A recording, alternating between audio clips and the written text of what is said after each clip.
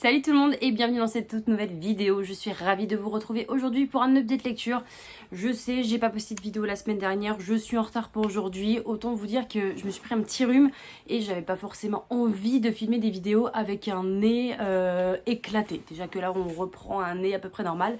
Bref, tout ça pour vous dire que j'ai, comme vous le savez, accumulé énormément de retard sur mes updates lecture. J'ai actuellement 26 livres à vous présenter. Je vais pas vous les faire dans cette vidéo. Dans cette vidéo, je pense que je vais vous en présenter au moins 6-7 déjà pour rattraper le retard. Il y a un petit peu de tout. Il y a du thriller, il y a de la romance, il y a de la fantasy, j'ai quoi d'autre, manga, bande dessinée, contemporain, j'ai vraiment de tout. Donc je vous les présente tout de suite.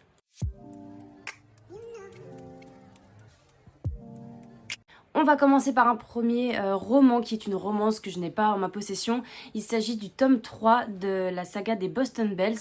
Et je sais plus si c'est The Hunter, The Villain ou l'autre. Je me rappelle plus du titre, je suis désolée. C'est écrit par L.J. Shane. J'avais lu le tome 1 et le tome 2 en début d'année. Et puis ma collègue m'avait passé le tome 3, donc j'ai enchaîné directement. C'était pour moi un roman qui était exactement pareil que le tome 1 et 2, sauf qu'on change de personnage. Et honnêtement, j'ai pas forcément adhéré à l'histoire parce que c'est vrai qu'on suit vraiment le schéma toujours du mec un petit peu bad boy, qui n'a pas forcément de sentiments, qui n'a pas envie de se mettre en couple, mais qui découvre cette fille incroyable qui va lui faire changer d'avis. Et c'est toujours le même schéma et j'ai trouvé ça dommage parce que les personnages ont vraiment des gros problèmes psychologiques. Au niveau des mecs, je parle parce qu'on suit à chaque fois le mec. Principalement, à chaque fois, on est sur des gros problèmes qui font que la personne n'a pas du tout envie de se mettre en couple. Et je trouve ça dommage du coup de s'arrêter si près d'un développement personnel beaucoup plus élaboré. J'ai trouvé ça vraiment pas assez exploité comme roman. Donc, je suis un petit peu restée sur ma faim, c'est mitigé. Il y a le tome 4 qui est un dernier tome que ma collègue a lu, elle voudrait me le passer. Je pense que je vais le lire quand même pour clôturer cette saga. Mais honnêtement, si c'est exactement pareil, je serais totalement dégoûtée. Et là, pour l'instant, j'ai l'impression vraiment, comme je vous l'ai dit, de lire exactement trois mêmes histoires avec des personnages différents, avec des problèmes différents.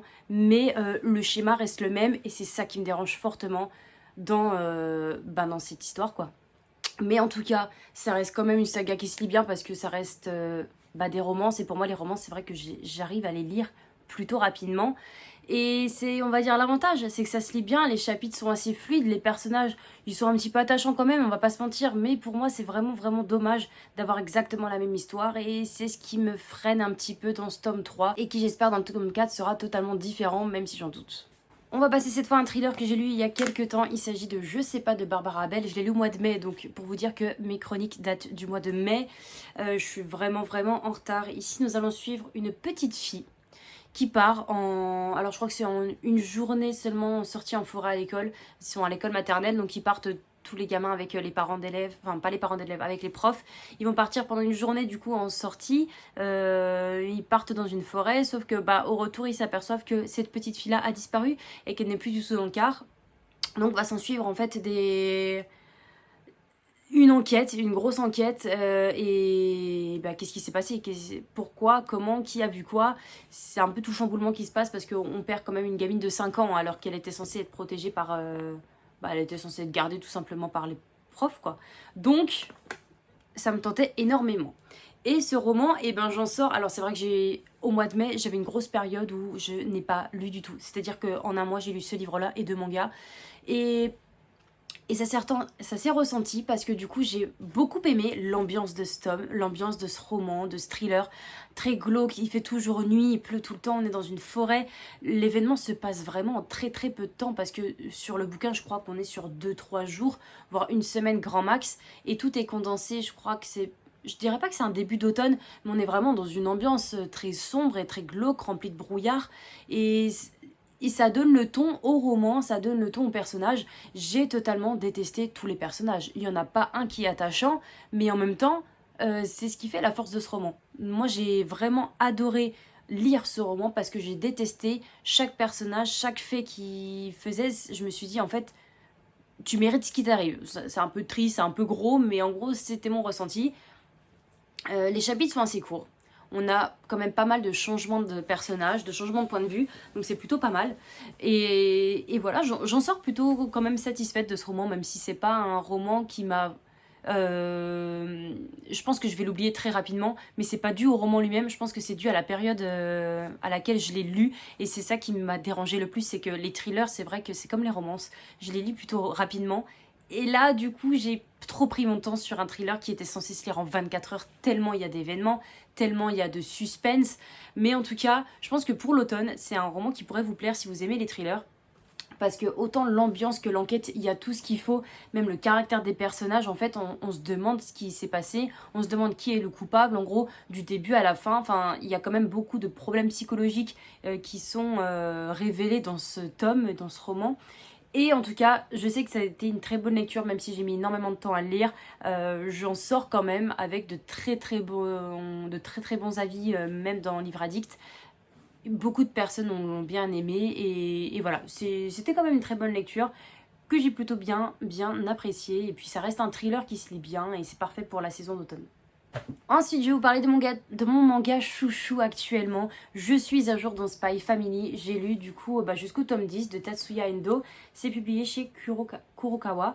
Et voilà, dans ce manga, je suis totalement fan des personnages. Je suis totalement fan de l'histoire.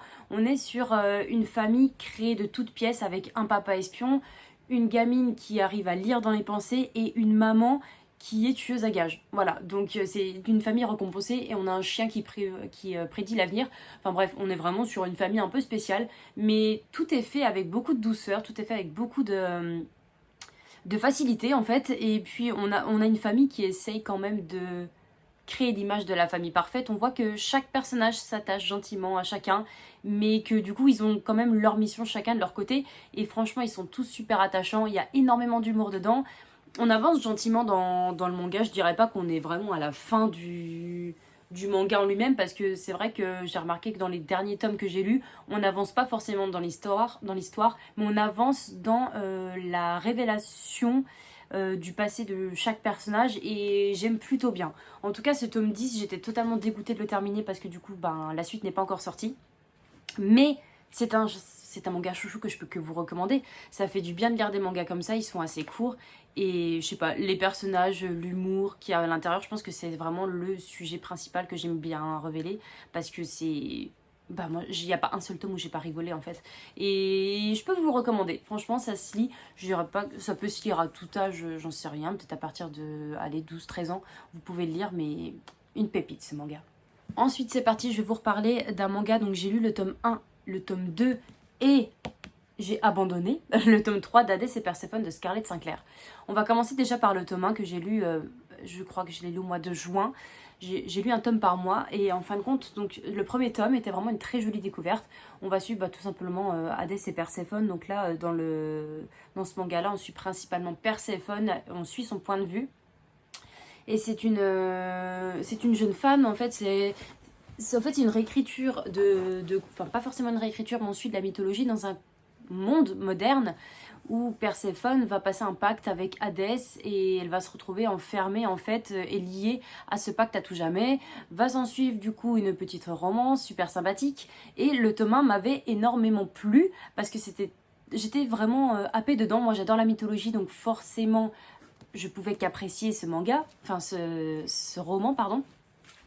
J'avais beaucoup apprécié, les personnages étaient super sympas, on avait des personnages qui arrivaient au compte-gouttes, mais tout était écrit très facilement.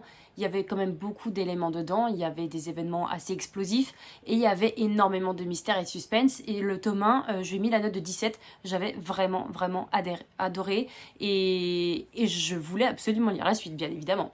Du coup, au mois de juillet, j'ai décidé de lire le tome 2, qui était une totale déception, notamment parce qu'il y avait énormément d'action.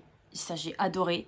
Mais alors, le gros problème qu'il y avait dans ce tome 2, c'est qu'à chaque, on va dire, action, à chaque événement ou à chaque conversation sérieuse qui allait arriver, il y avait une scène de cul. Et en fin de compte, ça m'a vraiment freinée parce que je me suis dit, mais mince, parce qu'il y a quand même des passages super importants, il y a des conversations qui sont importantes dans l'histoire, où il y a des révélations par rapport au côté mystérieux d'Hadès, à tout ce qui se passe à l'Olympe. Et en fait, j'étais totalement dégoûtée parce qu'à chaque fois, c'était basé dessus. Et le personnage de Perséphone, excusez-moi, mais dans le tome 2, elle m'a fait sortir de mes gonds. C'est-à-dire que tous les mauvais choix, elle les faisait. Elle avait un caractère exécrable. Elle faisait que des mauvaises actions. Et tout le monde lui disait c'est pas grave Perséphone, on t'aime quand même. Oui, mais je suis d'accord de soutenir son amie. Mais il y a un moment, il faut lui faire comprendre que quand elle fait de la merde, elle fait de la merde, quoi. Et c'est ce qui m'avait fortement dérangé dans ce tome 2. Je n'avais pas du tout apprécié. J'ai dû lui mettre la note de 12 ou 13. Enfin, autant vous dire que j'étais totalement déçue. Il y avait un gros décalage entre le tome 1 et le tome 2. Et je me suis dit, tu sais quoi, tu vas commencer le tome 3, surtout que je devais le rendre à ma collègue, et tu verras ce que ça donne. J'ai commencé le tome 3, pas plus tard que ce week-end, là où je filme cette vidéo. Et en fin de compte, au bout de 50 pages, je me dis non, mais en fait, c'est pas possible, je peux pas manger 500 pages. D'un roman où en fait à chaque action il y a encore des scènes de boules, il y a encore des scènes où c'est pas ça qui me dérange le plus. Ce qui me dérange le plus, c'est le moment où ça vient, où tu as l'impression d'avoir des révélations sur un moment de l'histoire, où tu as envie d'en connaître un peu plus sur la mythologie. Mais non, tu ne peux pas, parce que leur désir avec leur corps parfait est tellement soutenu que l'autrice décide de nous décrire une scène de boule pendant 8 pages. Non, c'est pas possible, excusez-moi. Peut-être que ça intéresse certaines personnes, et je sais que c'est une saga qui a fait énormément parler d'elle, et ça a été un énorme succès, mais pour moi malheureusement ça l'a pas fait. J'ai pas envie de bloquer ma lecture sur 500 pages avec un roman qui est seulement basé dessus, quoi. Alors que je sais qu'on arrive dans un tome 3 où normalement il y a là les révélations, il y a plein d'actions, c'est un tome 3 qui a plu à beaucoup de personnes, et j'en suis un petit peu dégoûtée de pas le lire.